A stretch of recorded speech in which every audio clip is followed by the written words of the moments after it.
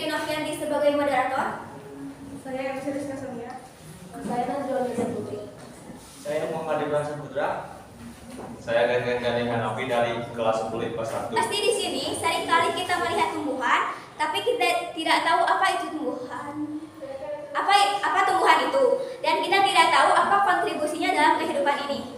Nah, maka dari itulah kami di sini dari kelompok 2 akan menjelaskan tentang salah satu divisi dari kingdom plantae atau tumbuhan, yaitu Pteridophyta atau tumbuhan paku-pakuan. Pengertian tumbuhan paku. Tumbuhan paku adalah sekelompok tumbuhan dengan sistem pembuluh darah sejati, tetapi tidak pernah menghasilkan biji untuk reproduksi seksualnya. Ciri-ciri tumbuhan paku atau Pteridophyta. Tumbuhan paku merupakan salah satu kelompok tumbuhan yang tertua yang masih dapat dijumpai di daratan. Tumbuhan berkormus adalah tumbuhan yang memiliki batang, akar, dan daun yang sebenarnya. Artinya, batang, akar, dan daunnya sudah memiliki pembuluh abot silem dan float. Ciri-ciri tumbuhan paku yang pertama, 1. Sudah mempunyai akar, batang, dan daun yang jelas. 2. Pada batang sudah terdapat jaringan pengangkut dengan sistem konsentris. 3. Terjadi metagenesis. 4. Generasi sporofit mempunyai akar sejati, berumur panjang, dan merupakan keturunan generatif. 5. Generasi gametofitnya adalah Batalium, tidak mempunyai akar sejati, serta mempunyai antheridium dan archegonium. Yang keenam, embrionya berkutub 1. Ketujuh, ujung daun paku yang muda umumnya menggulung. 8. Akar paku berupa akar serabut, terdapat kalitra, tipe pembuluh akut konsentrik. 9. Batang umumnya berupa akar tokat, kecuali pada paku tiang dan sejenisnya. Dan yang terakhir, daun paku dapat dibedakan menjadi mikrofil dan makrofil, tetapi dapat juga dibedakan menjadi sporofil dan tropofil. Reproduksi tumbuhan paku. Tumbuhan paku dapat melakukan reproduksi secara aseksual atau vegetatif dan seksual generatif. Reproduksi secara aseksual dilakukan dengan pembentukan spora di dalam sporangium dan menggunakan rizom. Rizom akan membentuk tunas-tunas tumbuhan paku yang berkoloni.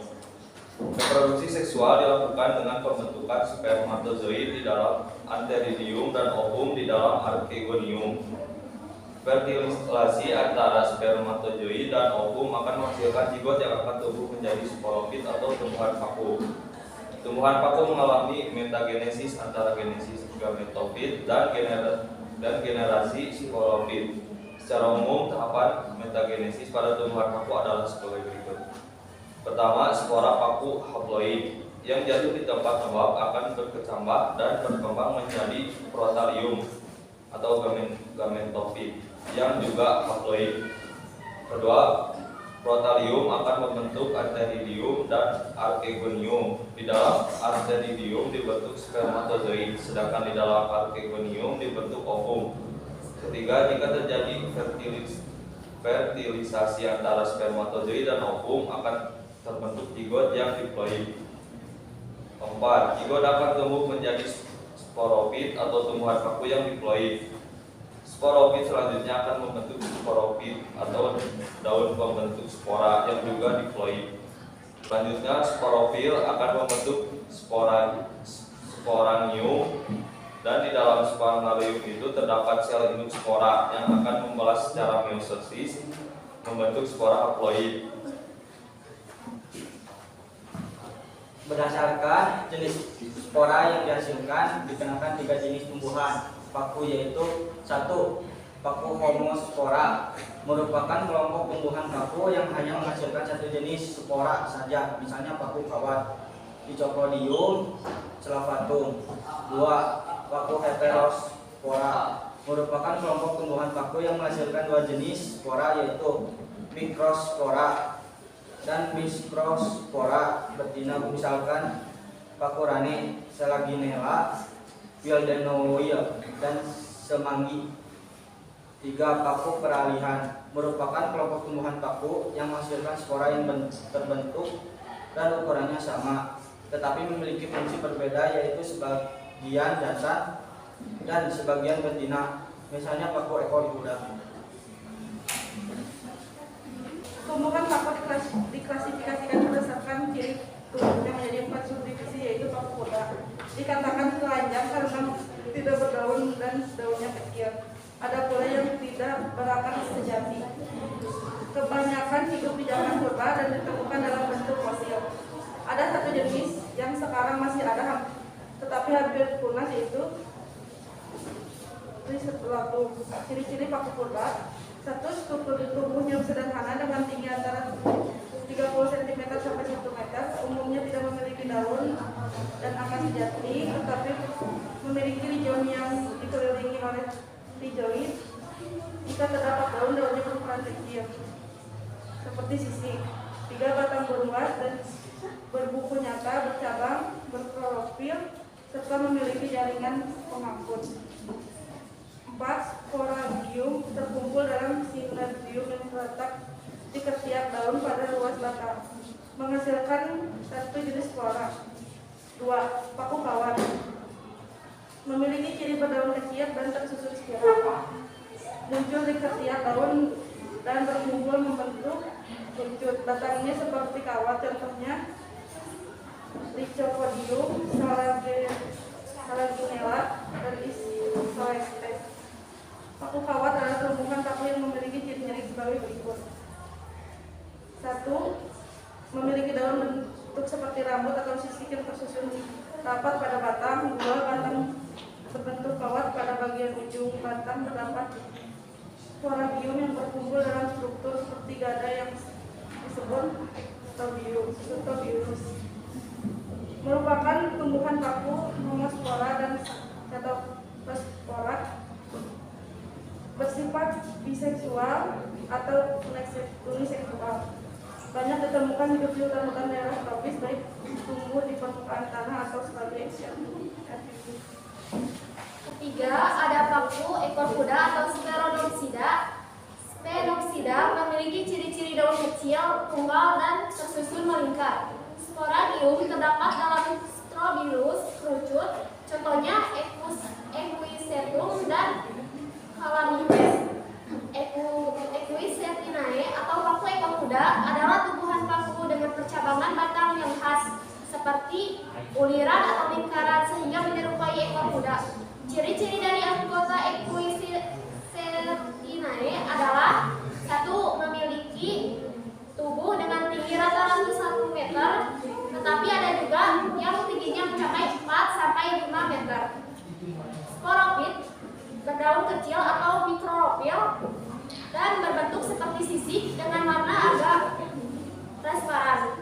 Ketiga, batang berruas-ruas dan berongga serta memiliki rizoom.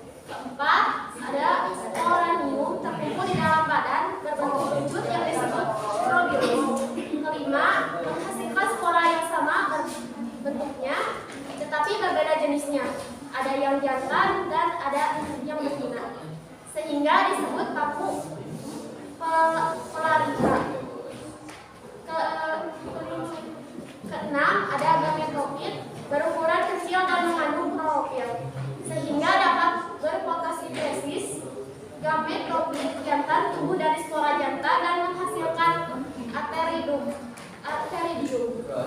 Sementara gametofit betina tumbuh dari spora betina dan menghasilkan arkidonia. Keempat, ada paku sejati atau Phyllocinae. Pteropsida merupakan tumbuhan paku yang dapat dilihat di sekitar kita yang umumnya disebut pakis.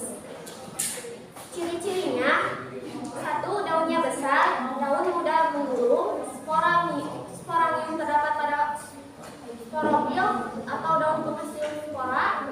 Kedua, batang terdapat di bawah tanah dan berupa rizoom. Ketiga, sporangium tersusun dalam sorus yang terletak di permukaan bawah daun dengan posisi di sepanjang tepi daun atau di dekat tulang daun. Sorus umumnya dilindungi oleh indusium pada paku yang hidup di air. Sporangium terdapat di dalam badan buah yang disebut sporocarpium.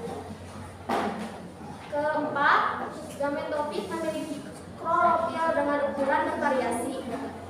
Gametofit bersifat uniseksual atau biseksual.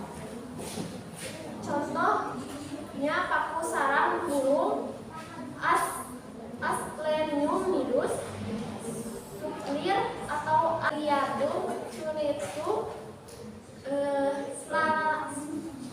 Semanggi atau Mars Renata. Contoh tumbuhan paku. Yang pertama untuk tanaman hias seperti paku tabung besar, paku sarang burung, dan paku rantai. Yang kedua untuk bahan obat-obatan seperti Asbidium calimas dan paku kawat.